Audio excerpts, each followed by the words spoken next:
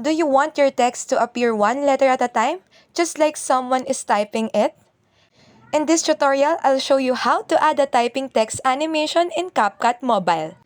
Let's get started! Step number 1 is to open CapCut app on your mobile device and tap New Project. Select the video or photo you want to edit from your gallery, then tap Add to import it into the editing timeline.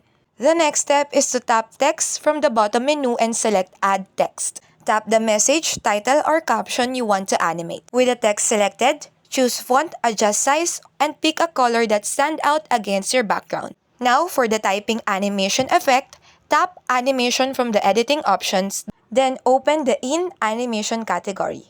Browse for available effects or search for typewriter, typing, or a similarly named animation. Preview the effect and adjust its duration if the option is available. Once you're done, you can now press the play button to watch your animated text. And that's how you add typing text animation in CapCut Mobile. Make every word come to life. Don't forget to like, share, and subscribe. Thank you for watching and happy editing. God bless.